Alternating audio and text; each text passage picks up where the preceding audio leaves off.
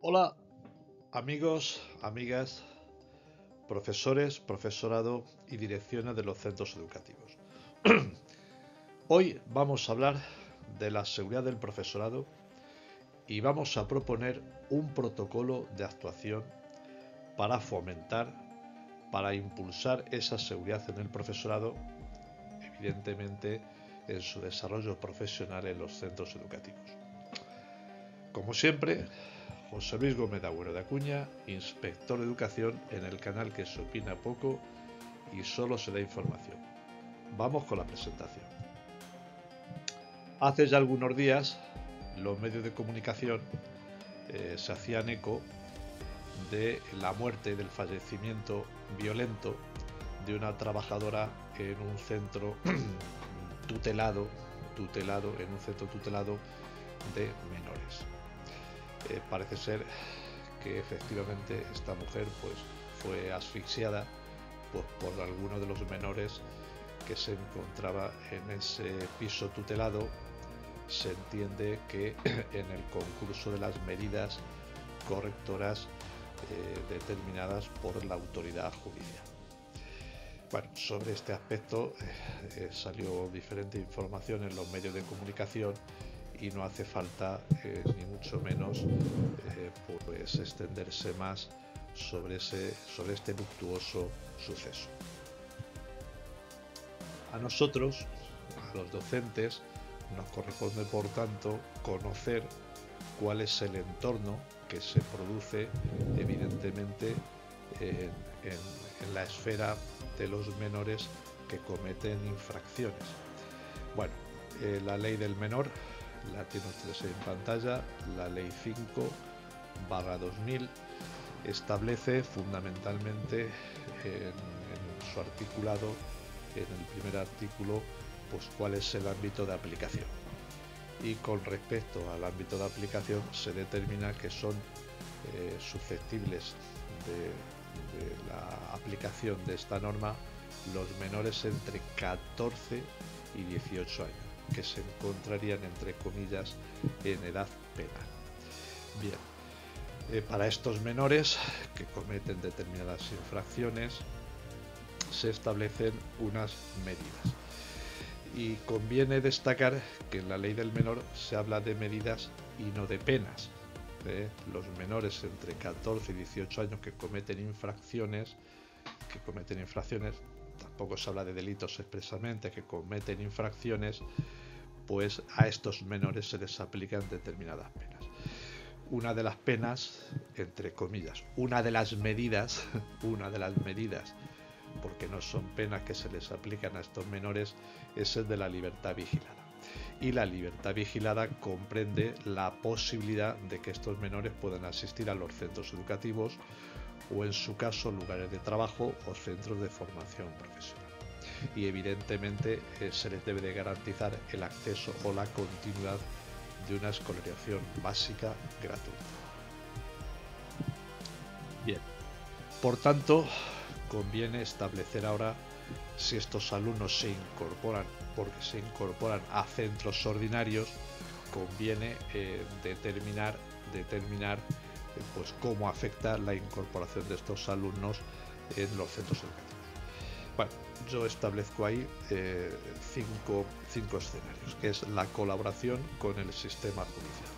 En tanto y en cuanto los profesores van a recibir a estos alumnos, los profesores deben de tener información propiciada por los órganos tutelares del menor de la situación en la que se encuentran estos alumnos, y evidentemente establecer con ello de alguna manera la mejor atención y los posibles riesgos que se determinan para el profesorado. Por tanto, a partir de ese momento, pues el profesorado puede demandar una protección y apoyo. Una protección y apoyo que tiene que ver en el ámbito psicológico, es decir, aquellos profesores que se encuentren en situación de determinado riesgo, pues pueden exigir un determinado apoyo emocional, así como en algunos casos que se personen en el centro técnicos técnicos o profesionales adecuados para el control de estos alumnos, si es que estos alumnos pues tuvieran algún tipo de perfil violento. En cuanto a los derechos que tienen estos alumnos, que es el derecho a la educación, pues la responsabilidad educativa. La responsabilidad educativa consiste en que dentro de la esfera de la educación a la que tienen derecho estos alumnos, pues en su caso tener los recursos personales y materiales que mejor se adapten a sus necesidades, así como las adaptaciones metodológicas y curriculares que sean necesarias. También afecta la incorporación de estos alumnos a los centros educativos, en que los profesores deben de demandar formación y sensibilización para conocer cómo es el mejor trato de estos chicos y chicas. Y por último, el escenario de los derechos y deberes. Hay que entrar en un adecuado equilibrio entre los derechos que tienen los alumnos a la educación y los deberes que tienen estos de respetar el centro en el que se encuentran escolarizados. Y al mismo tiempo el derecho del profesor, de los profesores, del profesorado, a que su integridad física sea salvaguardada, así mismo como el deber que tienen de colaborar con la justicia en la formación de estos alumnos. Claro, se deriva de lo enunciado anteriormente, que los profesores necesitan apoyo legal y psicológico.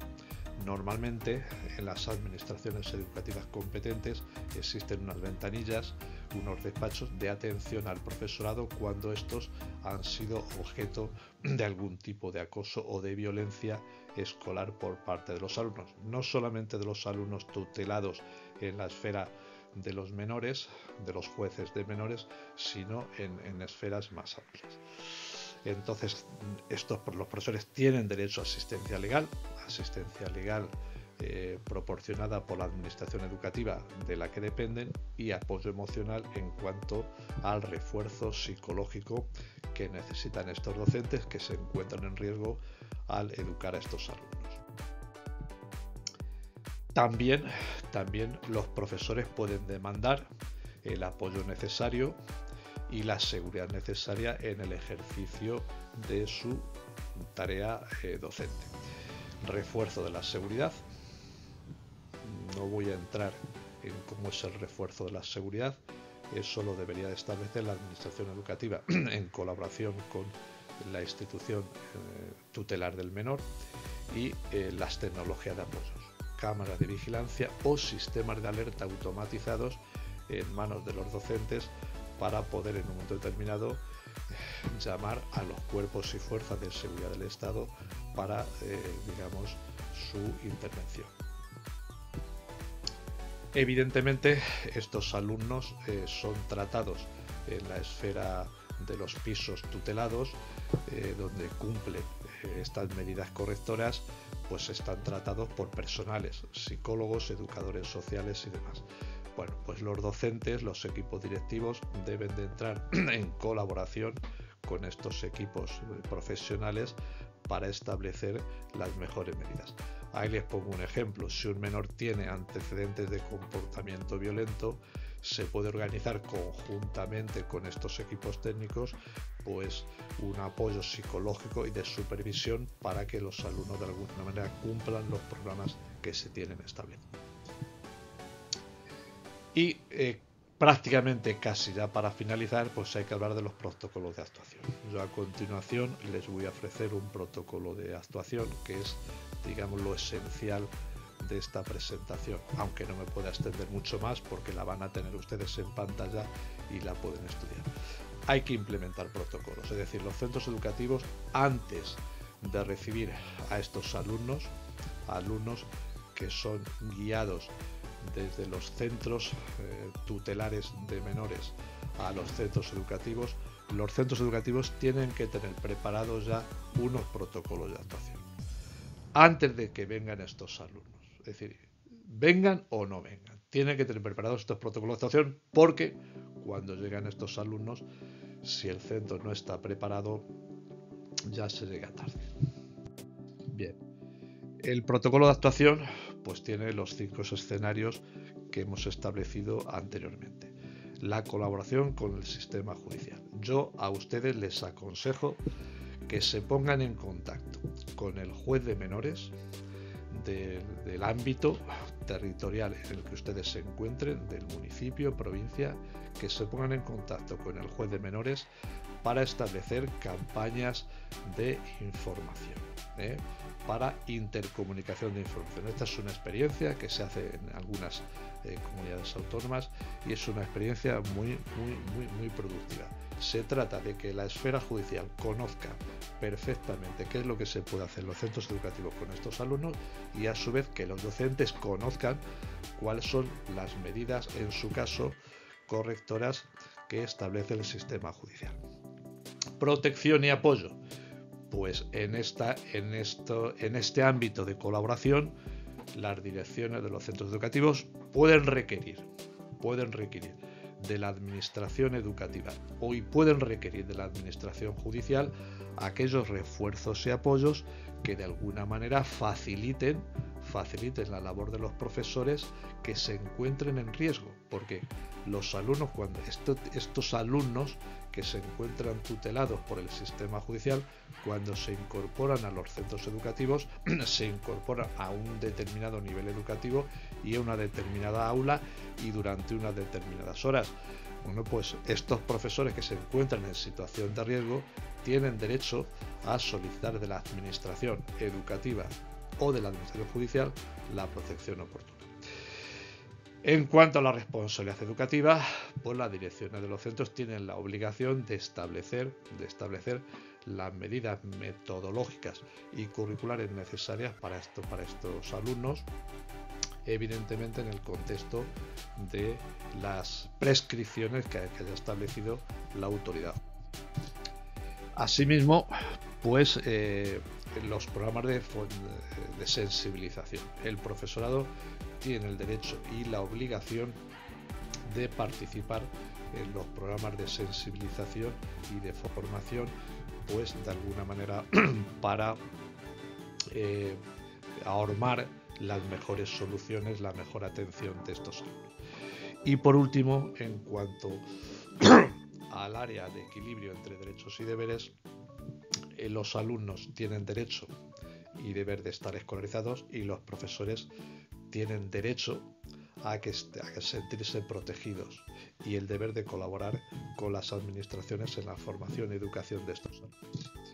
Como resumen, por tanto, digo en esta diapositiva, el adecuado equilibrio de los derechos de los menores tutelados con los derechos del profesorado a trabajar en condiciones de seguridad. Los docentes tienen derecho a trabajar en condiciones de seguridad y deben de poner en conocimiento de las autoridades judiciales y administrativas y de los cuerpos de seguridad aquellas situaciones extremas que consideren que objetivamente son peligros potenciales para su integridad y por tanto son peligros potenciales para el desarrollo de sus responsabilidades.